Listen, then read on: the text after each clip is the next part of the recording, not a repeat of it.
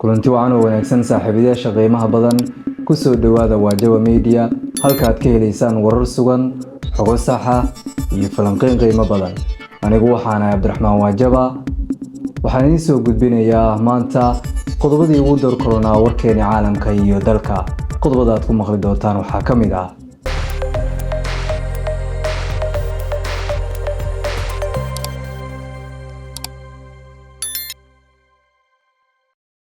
warar waaweyn oo saaka ku soo kordhay dagaalka bariga dhexe sawaariikhda Iiraan oo lagu garaacay 5 dal oo isku mar ah Israa'iil, Imaaraadka, Bahrain, Ciraaq iyo Jordan. waxaad kaloo barnaamijkeena ku maqli doontaan Mareykanka iyo xulufadiisii oo dhankoodii wada duqeymo ka dhan ah Iiraan. Tilaabada cusub ee Trump iyo cabsida laga qabo in ciidamo Mareykan ay cagta dhigaan Iiraan ayaad maqli doontaan. Mareykanka oo helay cadeymo muujinaya in Ruushku dhabarka ka taageerayo Iiraan iyo warar kale oo ku saabsan xaaladii u dambeysay bariga dhexe ayaad maqli doontaan oo ay ka mid yihiin shidaalka adduunka oo isbedel ku yimid iyo saameynta uu Soomaaliya ku yeeshay. guud ahaan warbixinadeeni maanta waxaan ku eegi doonaa xaaladda bariga dhexe halka ay marayso. rabtaa inaad la jaanqaado xabaaraha dunida tiknoolajiyada baraadinaysaa qalab tayo leh oo aad isku haleyn karto haddaba ku soo dhawow hadaf technology halkan waxaan kugu diyaarinay laabtoobisyo tayo leh mobilada ugu casrisan oo ila jiraan agabkooda shaashadaha waaweyn iyo dhammaan qalabka IT-ga aad ugu baahan tahay shaqadaada iyo gurigaagaba. haddii aad tahay qof ku jira saaxadda warbaahinta gaar ahaan baraha bulshadu waxaan ku haynaa mikrofoono iyo qalabka stuudiyowda oo dhammaystiran agab kasta oo IT-ya wixii qalab aad ugu baahato xafiis ama guri tayo caalami ah adeeg la isku haleyn karo iyo qiimo kugu habboon waa halka aad kaga iibsan karto qalabka electronics-ka hadaf technology. xarunteenu waa Baydhabo agaarka Shaneem Shantraal. ha sugin maanta na soo booqo hadaf technology hirka tiknoolajiyada mustaqbalka. hadafkeenu waa inaan kugu xirno mustaqbalka tiknoolajiyada nagala soo xiriir taleefanada shaashadaha kaaga muuqda. qiimaha shidaalka ayaa gaari kara ilaa $150 halkii fuusto haddii shirkadaha maraakiibtu ay sii wadaan inay ka fogaadaan marinka Hormuz inta ka hartay bishan sida laga soo xiganayo bangiga Goldman Sachs. falanqeeyaasha bangigu waxay sheegeen in qiimaha shidaalka uu gaari karo $100 toddobaadka soo socda islamarkaana uu xitaa ka sii sarmari karo heerarkii ugu sarreeyay tan ilaa 2008 iyo 2022 haddii qulqulka maraakiibta Hormuz sii istaago.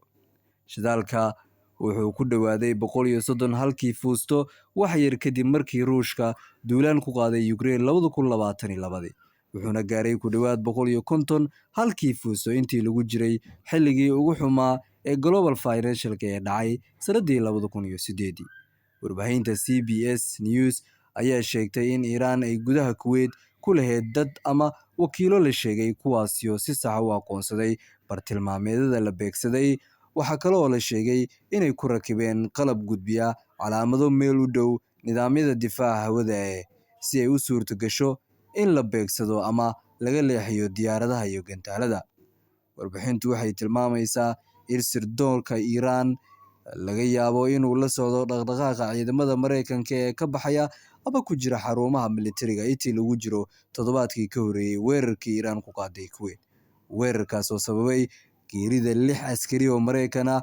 waxaa sidoo kale jira tuhun sheegay in kooxdaasi ay adeegsadeen diyaarado yaryar oo aan duuliye lahayn oo wax duuba si ay u sahmiyaan una kormeeraan agagaarka dekedda ee Kuwait ka hor weerarka.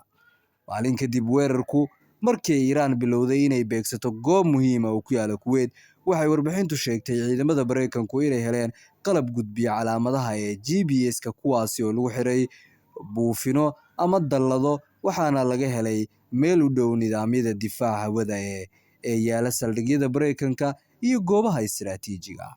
Mareykanku iyo Israa'iil ayaa horaantii saaka duqeymo culus ka fuliyay koonfurta magaalada Tehran ee caasimadda Iiraan sida ay warisay warbaahinta Iiraan iyadoo muuqaalada duqeymaha lagu soo bandhigay ay muujiyeen inay ahaayeen duqeymo culus oo daba xoogan dhaliyay.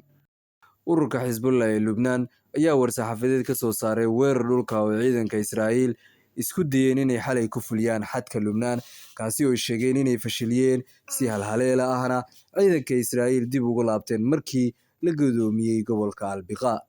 War-saxaafadeedka waxaa lagu yidhi 4 diyaaradood oo qumaatiga u kaca helicopters oo ka tirsan ciidanka Israa'iil ayaa ka soo galay dhulka Lubnaan dhinaca Suuriya iyagoo soo dejiyey ciidan lugta meel 3 xagal oo ku taala dhinacyada magaalooyinka Al-Khariba iyo weliba magaalooyin kale. Markii ciidamada gaareen agaarka xabaaluhu waxay halkaasi ka dhacay iska horimaad.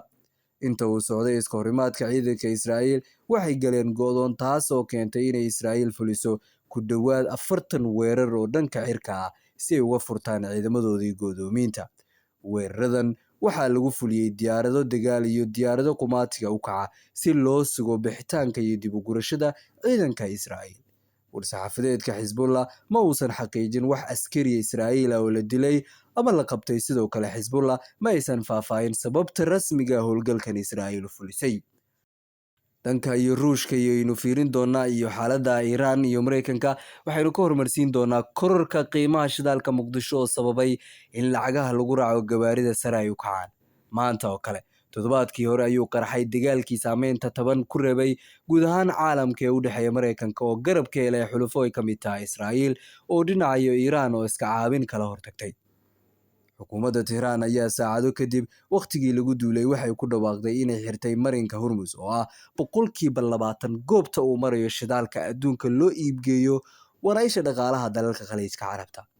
Soomaaliya waxaa si dhab ah u saameeyay xayiraadda shidaalka, waxaana maalintaasi 1 litir oo shidaal ah lagu shubanayay 0.65 saacad waliba iyo maalin kasta. Sidii ay sentiyaal ugu darsameeyeen waxa uu maanta joogaa 1 litir $1.3.